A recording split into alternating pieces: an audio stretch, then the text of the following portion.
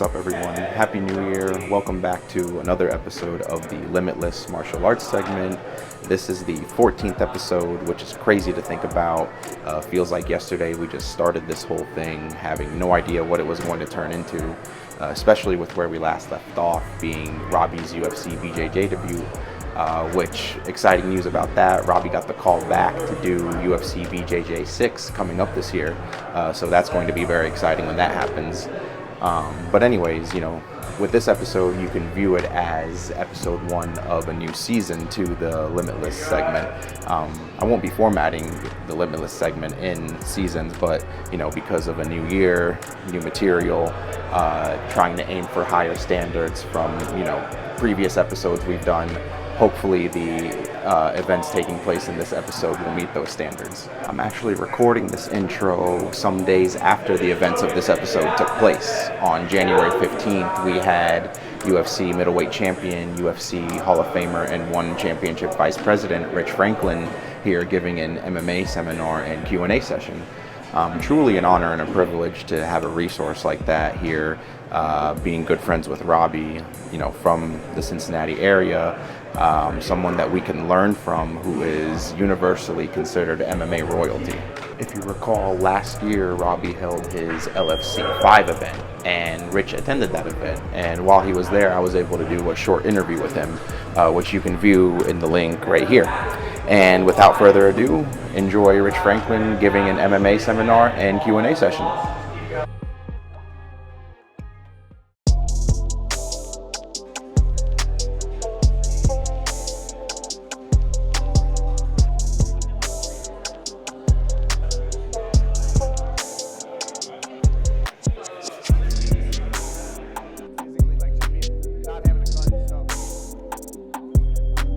Hey everyone, before we continue the segment, don't forget to subscribe, like, dislike, leave a positive comment, leave a negative comment. I don't care. Thanks for watching, and now on to the program. UFC Hall of Famer, former UFC Middleweight Champion, VP of 1FC, Rich Franklin. Yeah. What's going on, guys? I see he's got one gloves on, so. Right. And whatnot, but there's no sense in wasting training time because we're 5 minutes behind schedule, and you know how I'm about starting on time. So that timer I don't know how to run, but and we got a large group here, so what I want you guys to do is just spread out real quick, and we're going to do one round of shadow boxing.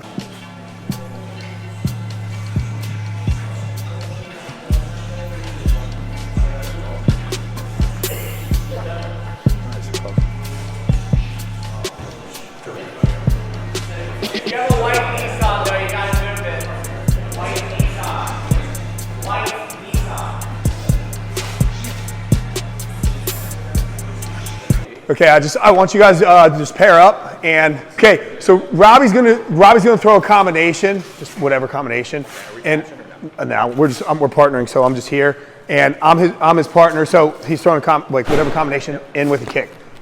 There. Once he ends with a kick, it's my turn, then I'm coming back. Whatever combination I want, and then it's his turn.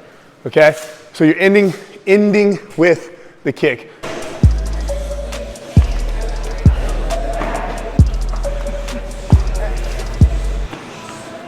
Go ahead and throw your rear leg kick here. Robby's going to throw this kick. When he throws this kick, go ahead and move me. Here. All right? I have two options with this kick when he throws the kick. Because the way his kick should go, just throw it out there lazy. If he throws a kick, I'm coming back. Like, it has to take my balance. The kick must take my balance. The key to throwing any kick is the setup. A lot of the kicks I'm seeing are like this. Like, you know, and it'll be like, this is what I'm like, and it's like, well, what did you do with that? I'm gonna throw a little bit harder kick. So he moved.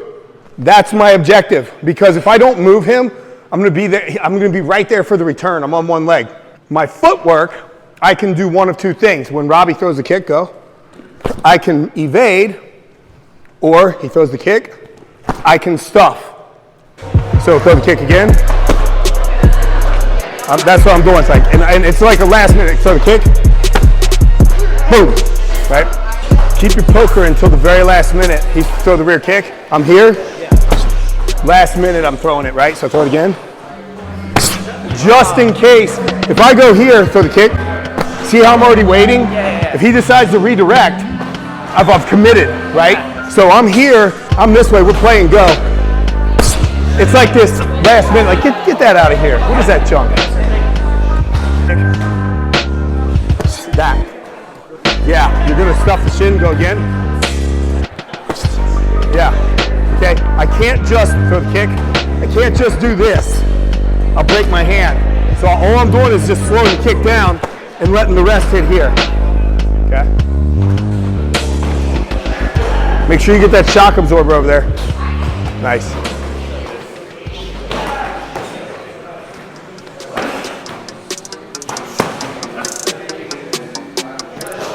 If I get here, throw the kick, I'm already committed. What's gonna come at me if I'm committed here? He's gonna Superman or something. Like, boom. He shows kick, I go here, and then I get punched in the face. As he tries to flee me. So if I fade away when I turn, he's gonna fade away, I'm gonna end up missing the target. Secondly, this is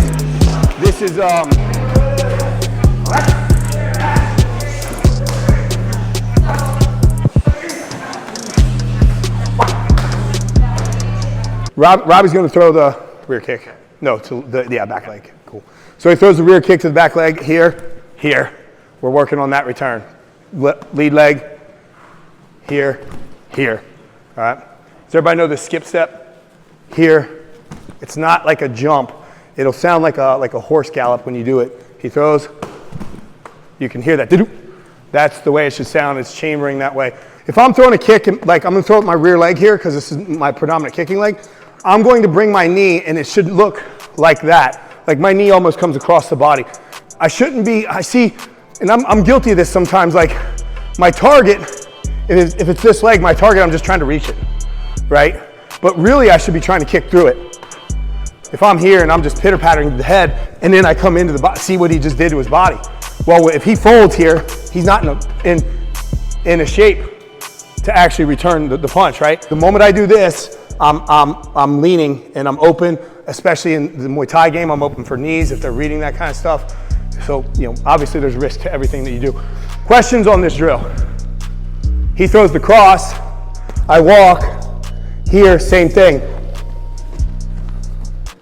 Looking up and hitting, okay? The idea is this, it's like, we're playing, okay, so now we're southpaw, The thing is this, here's what you got, this is the whole point. What you got to realize is that the drill, whether we're this way or this way, it doesn't matter. And then I can go up here, and Jared's already like off balance. Yes, that's it.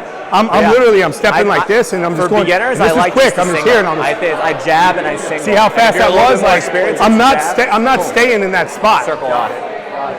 Like I said, part of it too, not just the skill, obviously, that Rich has, but also the knowledge. And I always talk about the knowledge is just equally, if not more powerful than the skill. They go hand in hand. So I think it's a cool opportunity just to do a basic Q&A. So I think one of the big ones I wanted to ask for the guys, if they didn't think of it already, is what advice would you give to some of the young guys in here? There's a handful that are either know definitively that they want to be a fighter for a living or career, or thinking about it. I would say my advice is change your mind, learn how to swing a golf club. You can do it a lot longer and make way better money. Look, if you're really thinking about being a fighter and you're in here, then you already know that. Like I was talking to my nephew and he's like, I want to be a professional football player when I grow up. He's like 12 years old because he's looking on Instagram and he sees the bling, and that's really what he wants. He doesn't want the sacrifice and the sweat and the blood and all that kind of stuff. So you're basically saying like, I want to sweat, I want to bleed, I want to be in pain. And that's the reality of that. And so if you do have that kind of mindset, I'll say this, treat your fight career like a business. Every decision you make is a business decision. So when I was early in my fight career, I'll fight anybody, anytime, anywhere.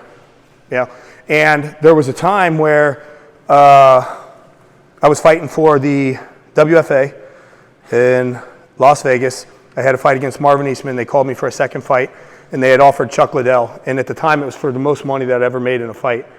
And my manager turned the fight down, and I was like, what? And this is before I got before I got in the UFC. And he said, first of all, I can get you that fight in the UFC for way more than they're willing to pay you. He's like, but secondly, if you fight Chuck now, Chuck beats you. And that's tough. Like, for, you know, I mean, we're in a sport, like we're alpha males, right? It's like, oh, tell me he's going to beat me. And so that was some tough advice. He's like, you fight him now, he beats you. A couple years, you beat him, right? And so, oddly enough, circle comes back, you know, full career comes back full circle. And there's, you know, the fight against Chuck and I. Losses, it's no big deal. Like, unless you're taking losses because you are not good. But if you're like, hey, you know what, I'm just gonna fight this guy, and I'm gonna try. I'm a grappler, and I'm just gonna try to stand up the whole time. I refuse to go to the ground, and you end up taking a loss because you did that. It's good experience, and you can do those kinds of things in your amateur career. And if you're taking losses because of those kinds of things, great, take risks, because what your amateur career is about is not only building your skill set of your fight career, like making sure I have good technique, but also it's things like understanding how to pay attention to your corners, like listening to your corner, developing the skill where you can hear the opponent's corner too, and what they're saying, managing adrenaline dump and things of that nature, when to change a game plan. Like that's what your amateur career is for, so that when you step into the professional realm, you don't need to be in a hurry. You don't need to be in a hurry to make that $500 and $500 in your pro career and end up taking a loss in your first fight and having to start digging yourself out of a hole. Because these organizations now, if you're 3-3, 5-3, they're not going to be as interested as the guy who's 6-0, 9-1, right? So you have to make smart decisions. Now, you also don't want to be 9-1 against 10 tomato cans either, right? Or 9 tomato cans and 1 decent fighter, like, because organizations, they can look that up. Like, oh, people, when you say that, people think of like swords hitting each other, like iron sharpens iron. But that's not how iron sharpens iron. When you see 2 swords hitting each other, what are they actually doing? They're dulling each other, right? You're taking chunks out of the blade. Then you got to take and go back and to, you know, to a worksmith and have that blade resharpened. So if you're in here, there's a lot of iron in here, and if you're doing this every day, you're not sharpening each other. So it's like, lose the ego, find a place where you got training partners that don't have egos. Clearly somebody here's got an ego because Robby's looking for them. and because you're here to refine people. The only way I was successful, and Robby saw a lot of the training because he was in the environment when I was at the top of the hill, is that I had a group of people that were there to help me get better. And when I wasn't fighting, I was there to help those guys get better too. And that's their sole job. If I'm sparring and I'm getting ready for a fight, his job is to look like my opponent. And because he's going to move weird, he might get beat up on for it, right? Like, but he's here to help me. And so the fact that, you know, we're sparring and he looked bad that day, it's no big deal because he's here to make me better. And when I'm out of camp, the same thing's going to happen. Like, crap, now I got to mimic his fighter. You know, so it really does come down to your team, making good business decisions and that team mentality. You're only going to be as good as the people that either the iron sharpens you or it dulls you, one of the two. So surround yourself with the kind of iron that sharpens you.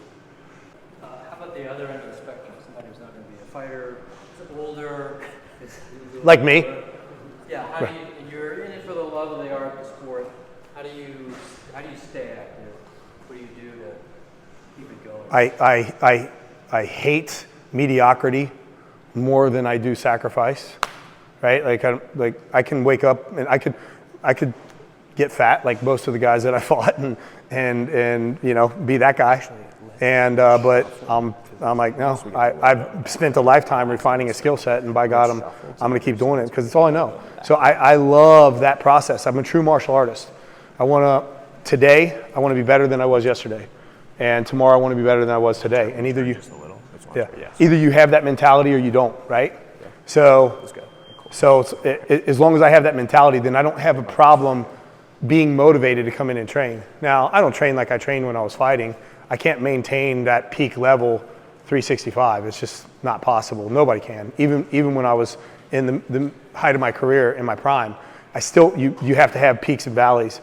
So, but now I train for just general training, and I'll go in, I'm like, all right, I want to work on this move. I've never been a leg lock guy. Like literally, like I went into a class and we started learning some leg locks, and you might as well put a white belt on me. I was like, okay. And I like it because I'm like, this is a new skill set for me to learn. And I'm never going to invert on the concrete out in the street ever, but it's fun to learn because it's just the martial artist mentality. Good one. In an interview one time, I jokingly told people that I got into a fight with one of my students, and it was part of an anger management program, and then they thought I was serious. So I was like, yeah, they made me get it. Like the state, I got arrested, and the state put me in this martial arts program for anger management. And they thought I was serious, and I was like, I gotta quit joking like that because sound bites out of context aren't good for you. But I grew up, MMA didn't exist when I was, a kid. And so I grew up playing football, and I just didn't have the God-given talent for that sport. But I dreamt of being a professional athlete, and God gave me a skill set and a learning curve that adapted to this sport really well. And any kid that wants to grow up and be a professional athlete is not going to pass up that opportunity. So when I got into this, it was more of a dare from a buddy of mine.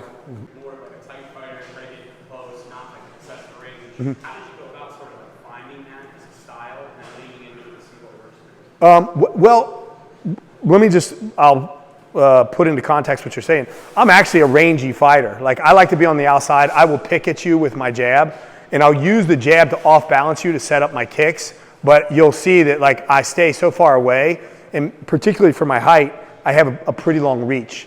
So I'm really designed, back to the athlete question, like I was not designed for football, and clearly my arms were designed to punch people.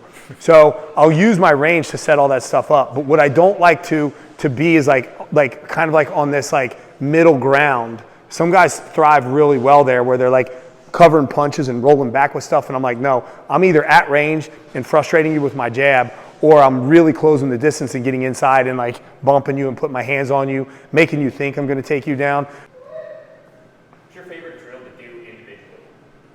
That's a good one.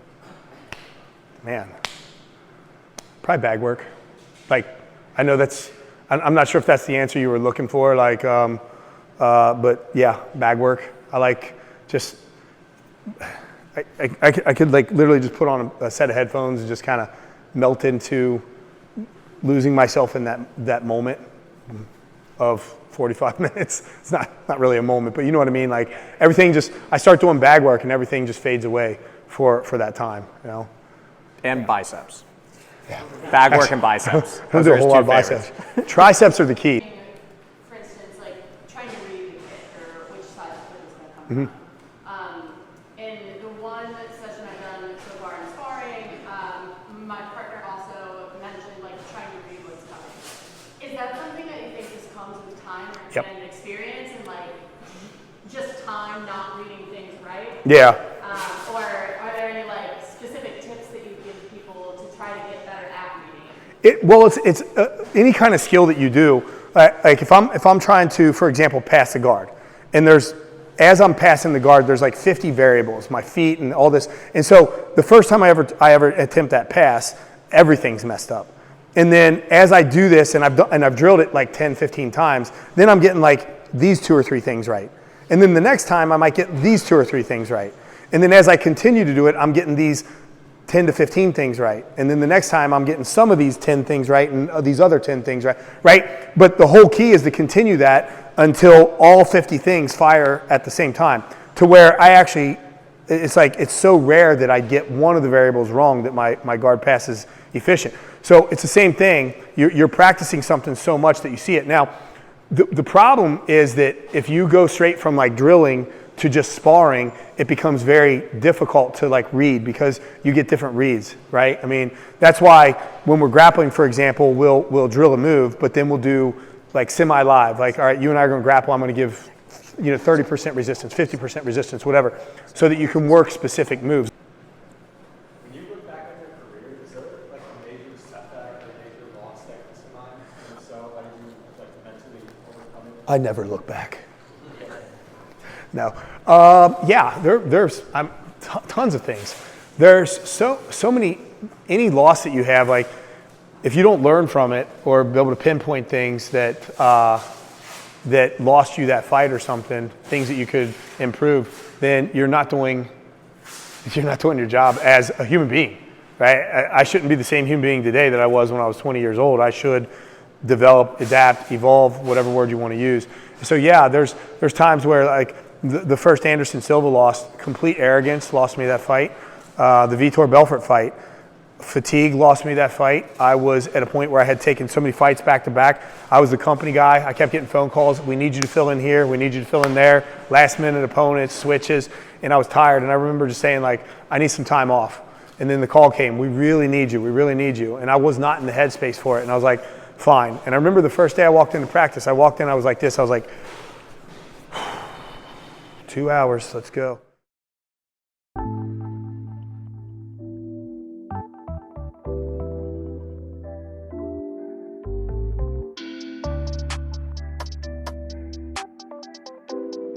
Hey everyone, thanks again for watching. It means a lot. Don't forget again to subscribe, like, dislike, leave a positive comment, leave a negative comment. I don't care. Thanks again for watching. We'll catch you next time.